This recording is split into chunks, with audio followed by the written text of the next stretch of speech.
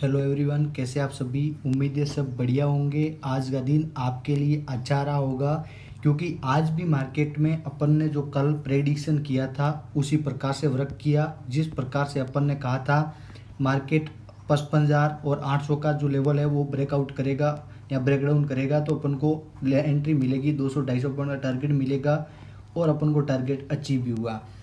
लेकिन अब कल के प्रेडिक्शन ने भी सटीक काम करके दिया। अब अपन के लिए आने वाले कल के लिए अपन किस प्रकार से प्रेडिक्शन दे, क्या मार्केट के अंदर सिनेरियो रहेगा, क्या मार्केट का मोमेंटम रहेगा, किस प्रकार से अपन वर्क करेंगे तो प्रॉफिटेबल निकलेंगे। तो आइए उसके ऊपर थोड़ी सी बैंक निफ्टी की एनालिसिस कर लेते हैं, पॉइंट टू पॉइंट लर्निंग कर लेते हैं। मार्केट क्या कह रही है, क्या अब यहाँ से एक करेक्शन देखने को मिल रहा है या यहाँ से ऊपर की साइड में रिकवरी देखने को मिलेगी। आपने यदि नोट डाउन किया है तो पिछले एक साल से किसी भी स्टॉक ने बिग ब्रेकआउट नहीं दिया था, लेकिन पिछले कुछ दिनों से स्टॉक ब्रेकआउट पे ब्रेकआउट देता ही जा रहा है। इसका मतलब सीधी सी बात है कि मार्केट के अंदर अब ऊपर की साइड में एक बढ़िया मोमेंटम देखने को मिल सकता है जिसका अपन को फ़ायदा मिलेगा। तो चलिए अपन उसके बारे में लर्निंग करते हैं, लेकिन पहले अपन डेली के टाइम फ्रेम पे समझेंगे और उसके बाद अपन वीकली टाइम फ्रेम पे जाने का पूरा प्रयास करेंगे। बट मैं वीडियोज़ को शुरू करूं उससे पहले मैं आपसे 100% रिकमेंडेड करूंगा, आपने अभी तक यदि हमारा फ्री टेलीग्राम चैनल ज्वाइन नहीं किया तो ज्वाइन कर ले, लिंक डिस्क्रिप्शन में मिल जाएगी। यहाँ पर हम आपको एवरी डे उसी सेटअप पे एंट्री देते हैं जिस सेटअप पे हमने आपको बताने का प्रयास किया है। तो आपके लिए बहुत हेल्पफुल ये चैनल रहेगा और ज़्यादा से ज़्यादा अपने फ्रेंड सर्कल के साथ भी शेयर करें जहाँ पर हम लर्निंग पर्पज़ से आपको सिखाने का पूरा प्रयास करते हैं।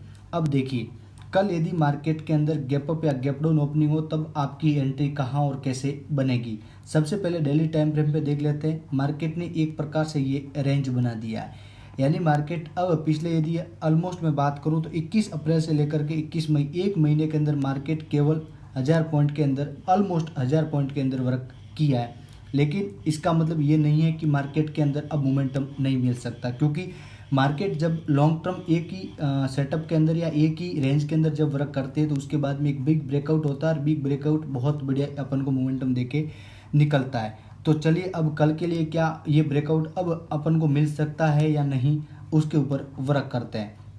सबसे पहले कल यदि आपको मार्केट गैप अप ओपनिंग देखने को मिले तब आपके लिए इंपॉर्टेंट जो लेवल रहेगा वो लेवल के लिए आपका जो रेंज रहेगा वो रहेगा 55,200 से। नोट डाउन कर ले, 55,200 से लेकर के 55,400 का ये लेवल आपके लिए इंपॉर्टेंट रहेगा। यदि कल गैप अप ओपनिंग हो और इस लेवल के अंदर सस्टेन करते यदि ब्रेकआउट 55,400 को देते तब आपके लिए कॉल साइड एंट्री बनेगी। पहला टारगेट आपका 55,650 का रहेगा और आपको बढ़िया मोमेंटम यहाँ से मिल सकता है। अब ये मोमेंटम यहाँ से आपको प्रॉफिट बुकिंग भी कर लेनी है मिलने के बाद में, क्योंकि यहाँ पे अगेन सेलर आपको दिखेगा। जिसने मार्केट को यहाँ तक भगाया वो ऊपर जाने के बाद अगेन यहाँ तक भी भगा सकता है। इसीलिए आपको परफेक्ट टाइम में अपनी एंट्री कर लेनी है और परफेक्ट टाइम में अपना प्रॉफिट बुकिंग कर लेना, क्योंकि मार्केट के अंदर अपन लॉन्ग रिस्क लेकर के नहीं बैठ सकते।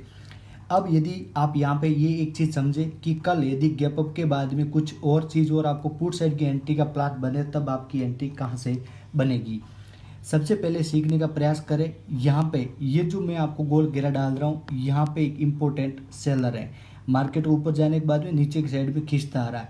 कल भी यदि गैप अप ओपनिंग होने के बाद नीचे की साइड में यदि खींचना शुरू करे तो आपकी जो एंट्री बनेगी वो 55,090 के नीचे बनेगी। गैप अप के बाद भी यदि मार्केट डाउन साइड में आना शुरू कर दे, यहाँ पे आप अपना एंट्री ले सकते हैं और अपना पहला टारगेट 54,830 का, सेकंड टारगेट के लिए यदि आप जा रहे हैं तो 55,570 का, सॉरी 54,470 का। यहाँ पे आपको बढ़िया मोमेंटम देखने को मिल सकता है जो आपके लिए इंपॉर्टेंट काम भी करेगा।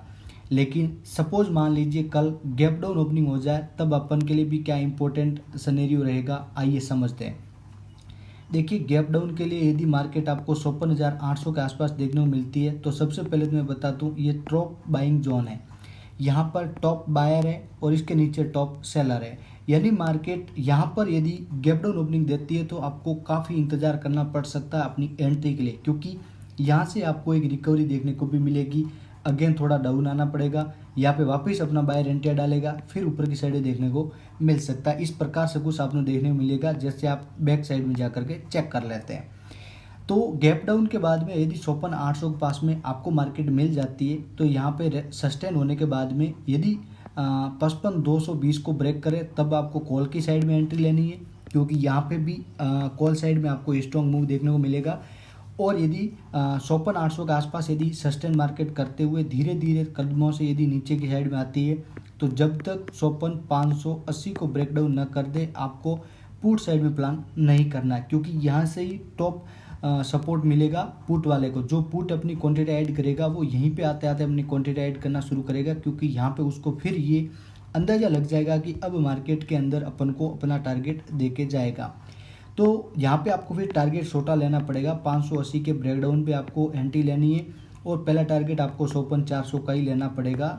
ऑलमोस्ट यहाँ पे 180 पॉइंट का टारगेट रहेगा, बट यहाँ पे अगेन मार्केट के अंदर ऊपर की साइड में मूव देखने को मिल सकता है, तो इन बातों का ध्यान रखना है। फिर यदि मैं आगे की बात करूँ तो यहाँ पे मार्केट के अंदर ऊपर की साइड में एक सस्टेन होगा और उसके बाद में फिर आपको मोमेंटम मिलेगा। तो सिंपल सी थ्योरी के साथ में आपके सामने मैं एनालिसिस बता रहा हूँ। उम्मीद है आप सीख गए होंगे कि क्या अब कल के लिए किस प्रकार से वर्क करना है, कहाँ पर अपने सपोर्ट रेजिस्टेंस को ड्रॉ करना है। तो यदि आपको ये समझ में आ गया हो तो मैं कमेंट करना और इसको ज़्यादा से ज़्यादा भी शेयर करना। फिर धीरे धीरे आपको मैं बड़ा वीडियोस बनाऊंगा, बड़ा समझाने का प्रयास करूंगा, धीरे धीरे समझाने का प्रयास करूंगा। अभी मैं शॉर्ट में इसलिए समझा रहा हूँ क्योंकि आप सब जानते हैं कि मार्केट के अंदर जो मोमेंटम है वो इन्हीं रेंज के अंदर मोमेंटम कर रहा है, तो इसीलिए अपन थोड़ा शॉर्ट वर्क करने का प्रयास कर रहे हैं।